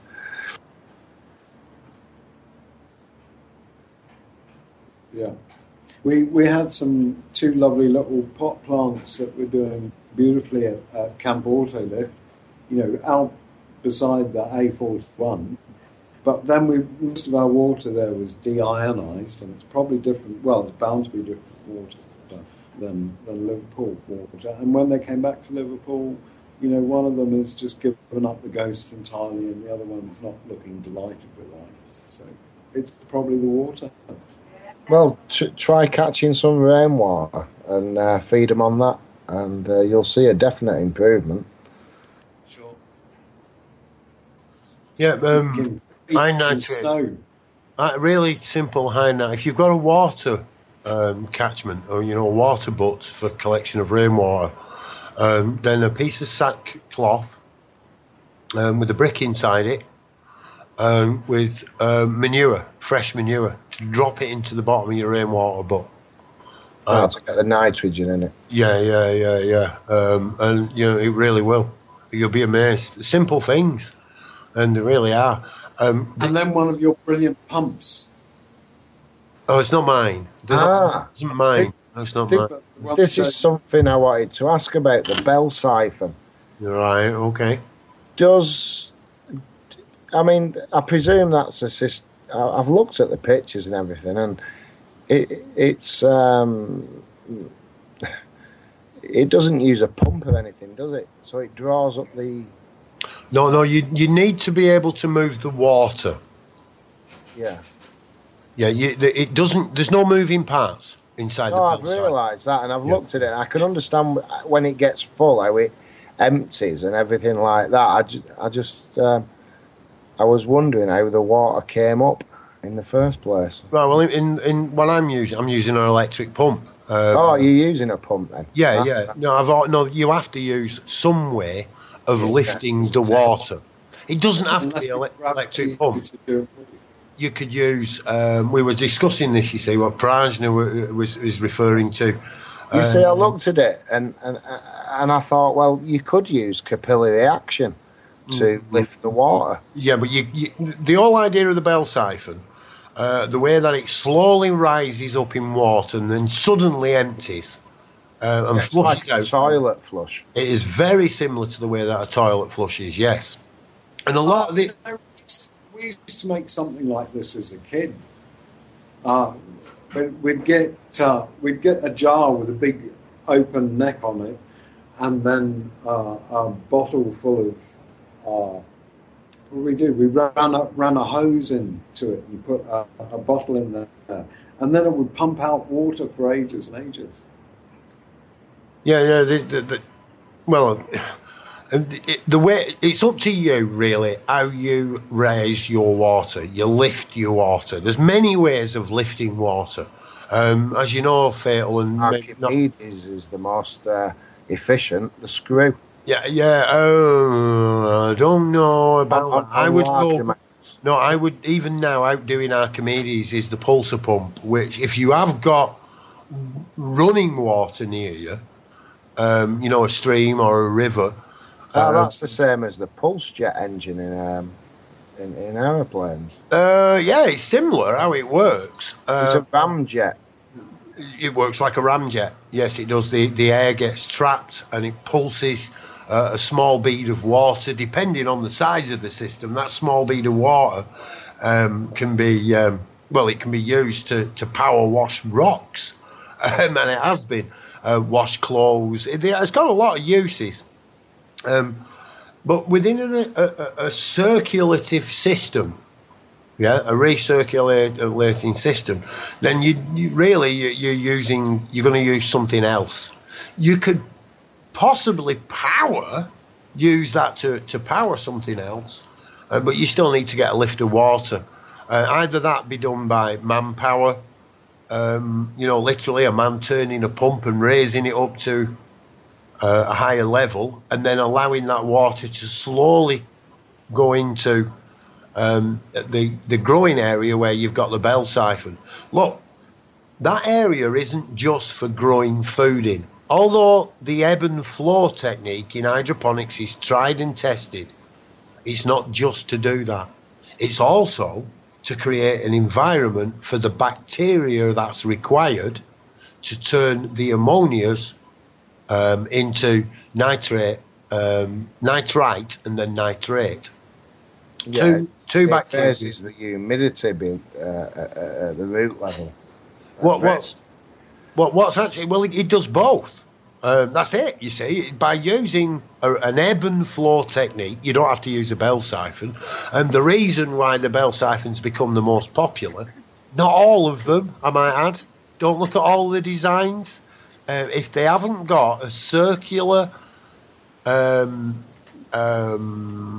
cutter, basically, if you can't move the outer shroud of these systems around an inner shroud, then eventually they will fail.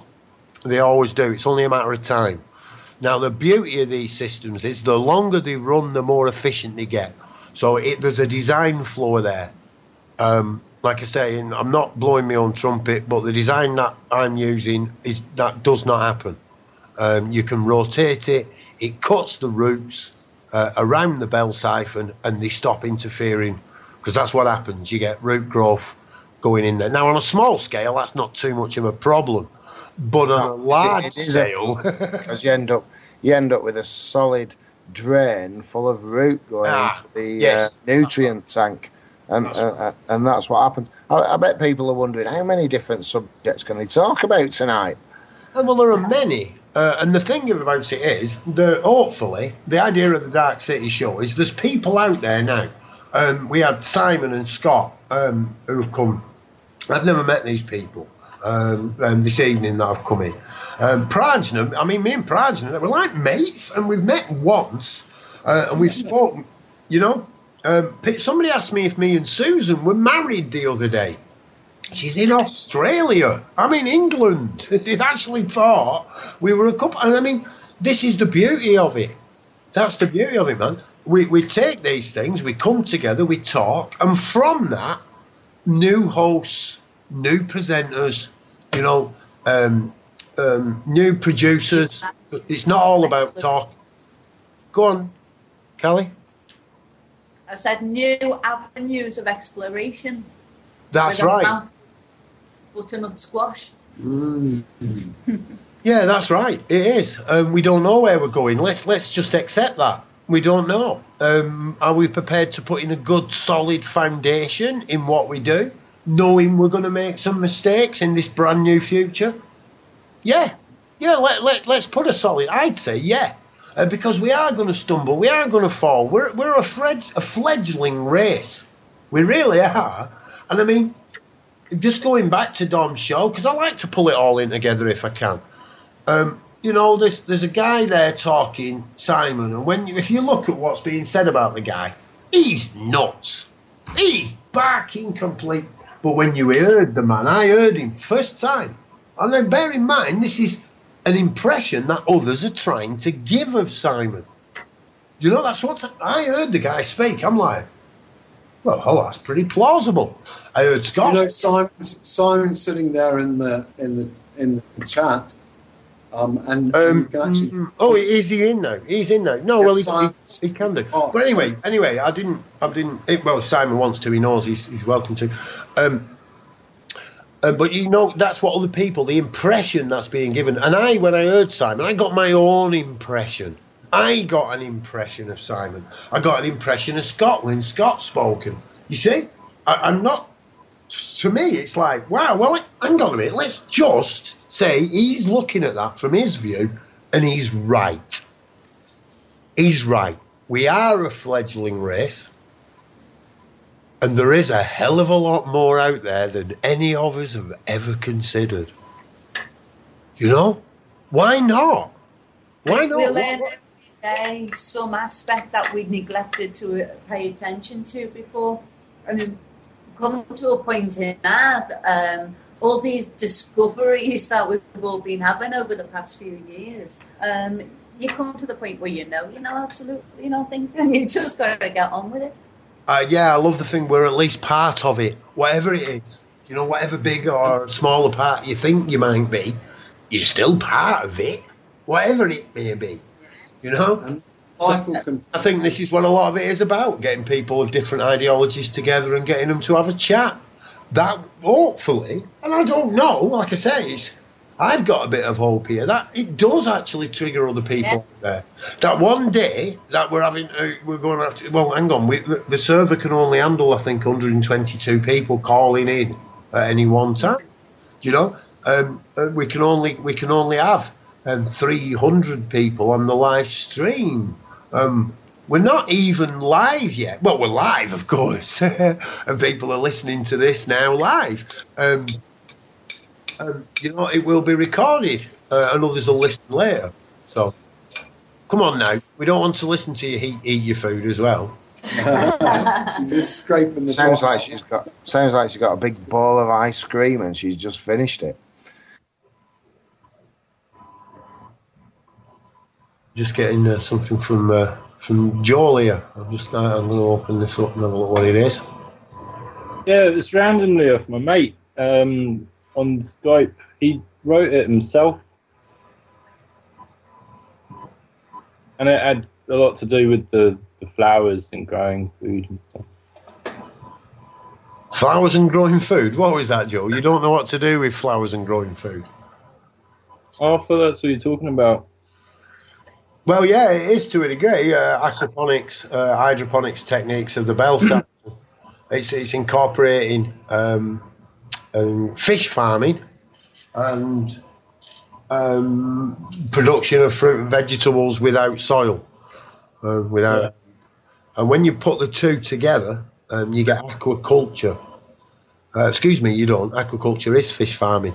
You get aquaponics, which is a cross between hydroponics and fish farming, and that gives you no waste, none at all. No byproducts. No. Now it's not as efficient. Bit of static from you there, false. It's not actually as efficient as hydroponics, using the petrochemical industry to make the nutrients. But I suspect this is only because we haven't done the extensive research in different species of fish and different conditions. And also the actual production of fish in this manner, rather than it being farmed in the conventional way, stops the pollution with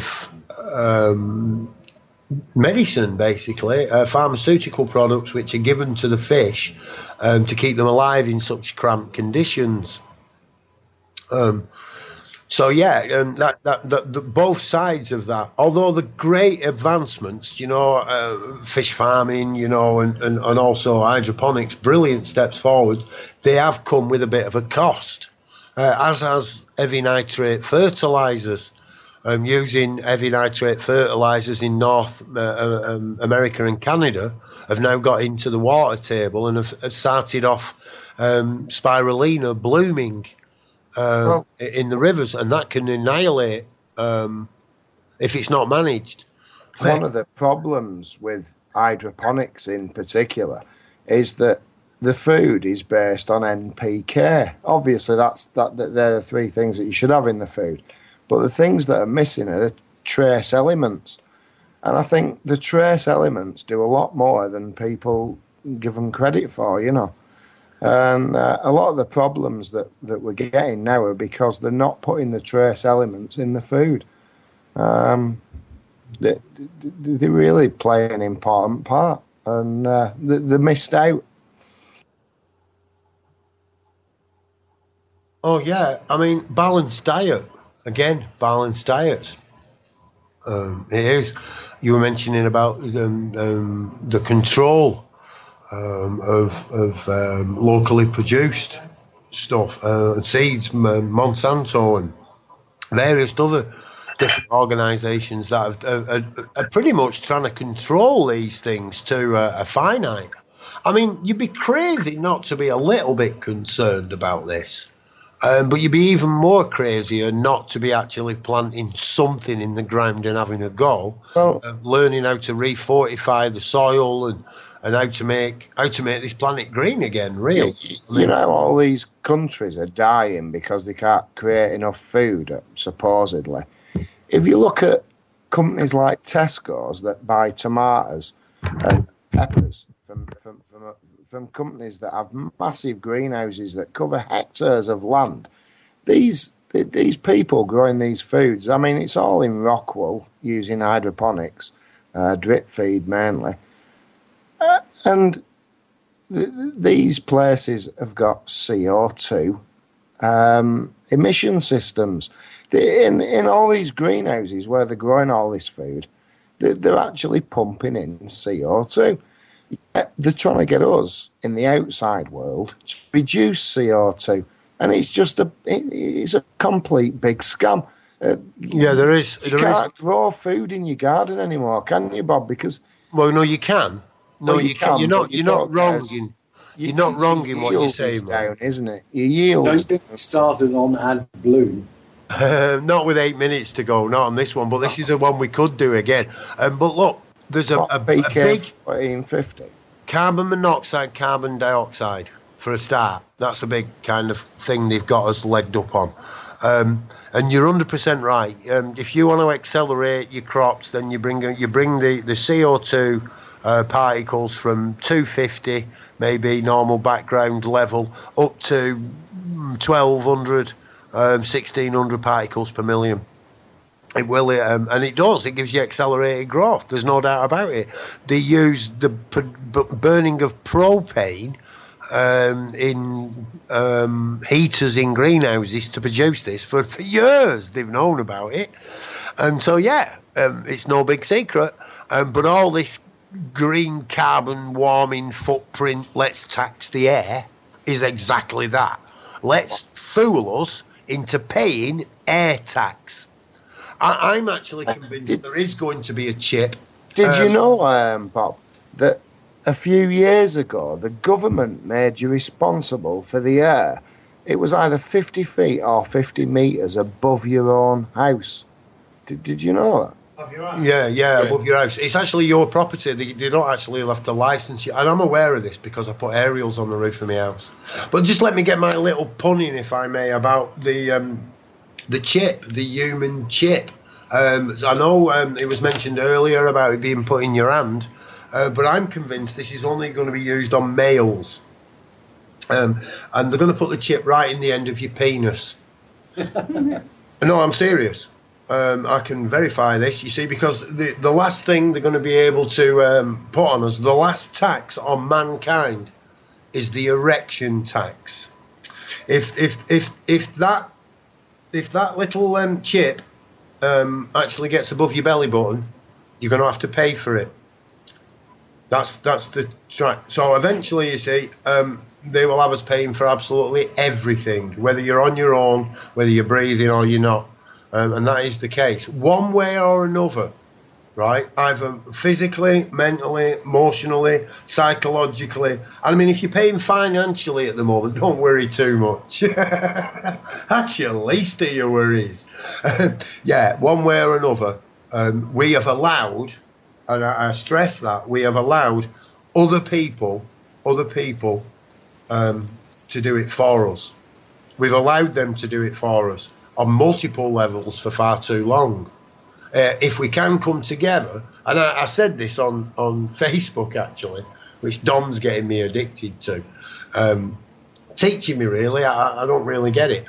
But I actually said it on Facebook today, that, for those people who do truly believe in unity, truly believe that we can make changes through unity.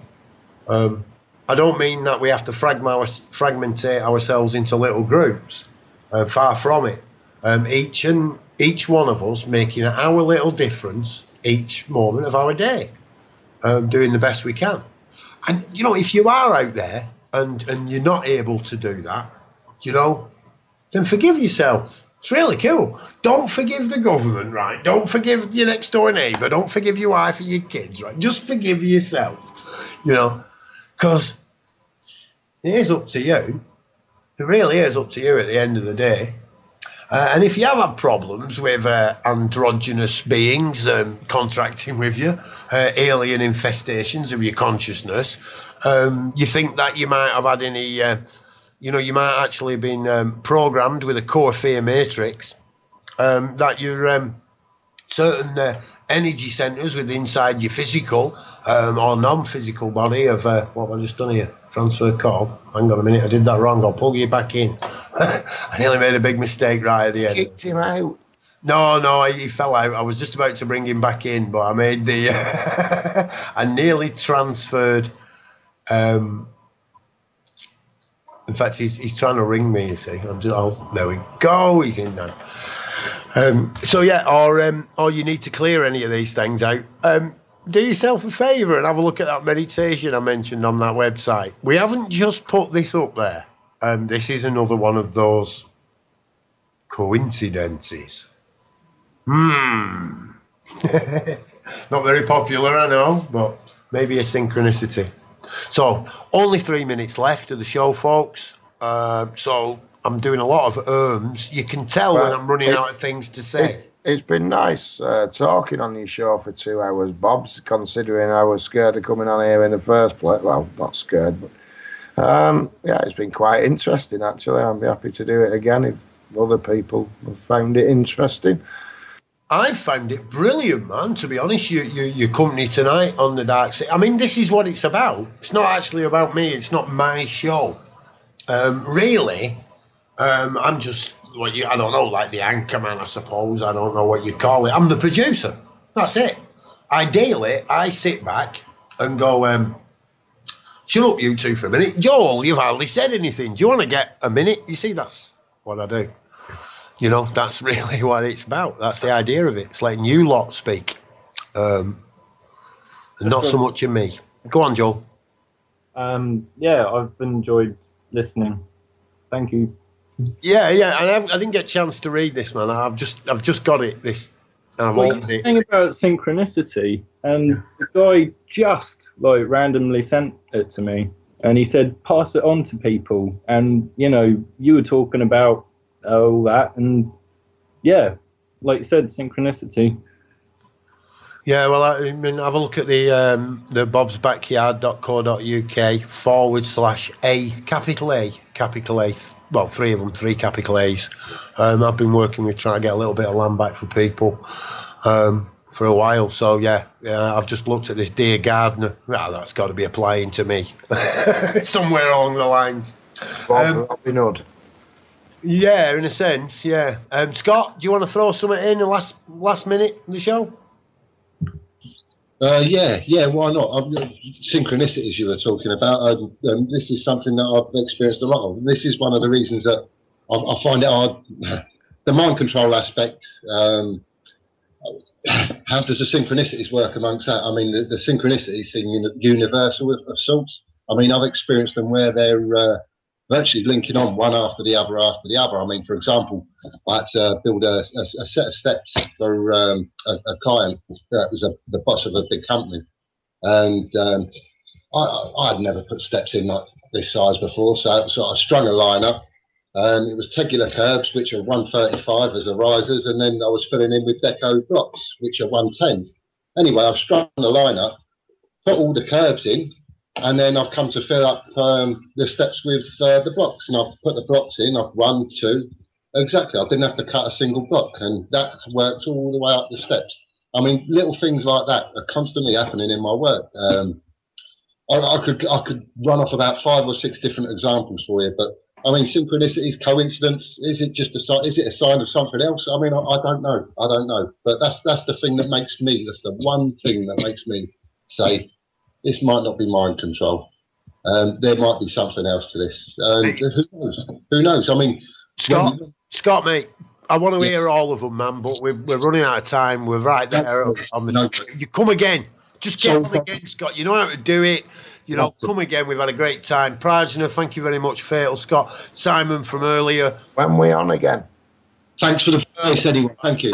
When we on again? I believe it's Saturday, I do believe. I've got to look. We've got to work it out. We're on after Dom's show and Don Hamish's show. We're trying to fill up that stripper schedule. But listen, it's your radio. You get a story, something you want to say. Contact us. We can get you on the air. That's what it's about. Free radio, free people.